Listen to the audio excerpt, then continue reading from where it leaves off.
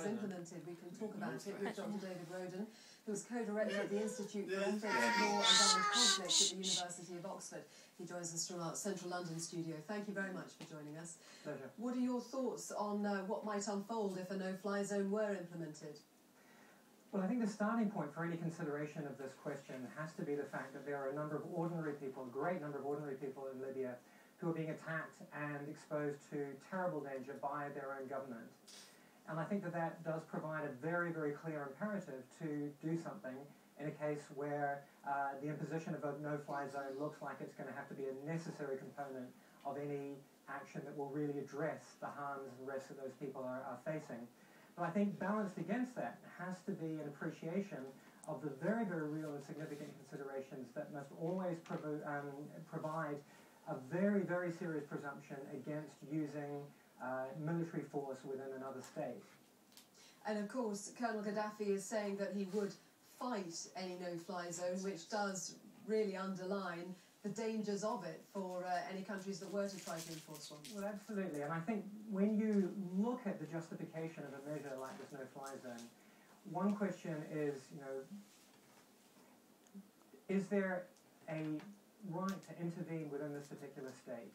And I think the answer here has to be absolutely clear. I think that the Gaddafi regime gave up on its sovereign rights not to be intervened in when it started attacking its own population. That's the idea of the UN's responsibility to protect, the idea that there is, as it were, a bargain between a government and its people so that the government only has that sovereign right against intervention to the extent that it protects. Where do you draw the line then? Because obviously, it looks like Libya is descending into civil war. It's not the only country that has a civil war on its territory.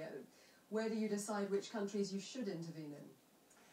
I think that, the first question is you have to look at where there is a permission to intervene based on direct attacks on civilians. And I think we have a very, very clear case in Libya at the moment. The next crucial question, obviously, is whether an intervention would actually do any good. Would it do more harm than it would, in fact, achieve?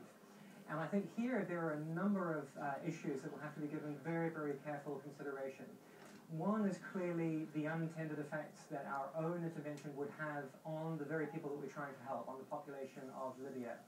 So we need to look very carefully at any collateral damage of air action, for example. We need to look at what the effects on the civilian population would be of disrupting the air zone, disrupting the civilian air infrastructure. We also need to look very clearly at the effects that this action might have on the action of Gaddafi himself. He may well respond in very unpredictable ways. He may attack British citizens within Libya. He may, in fact, intensify action against his own population. Those have to be taken into consideration as well. And then, of course, we have to take into account the risks of harm that we impose on our own population. But I think taking all of those things together and in the round, it seems to me that a no-fly zone is a reasonable compromise between doing nothing on the one hand and a full boots-on-the-ground invasion on the other, particularly in the context of the idea that has become increasingly important, increasingly endorsed in the international community, that there is a shared responsibility to protect by all states around the world when civilians are exposed to this kind of attack and atrocity. Dr. David Rodin, thank you very much. Two of Britain's wealthiest property tycoons were among 9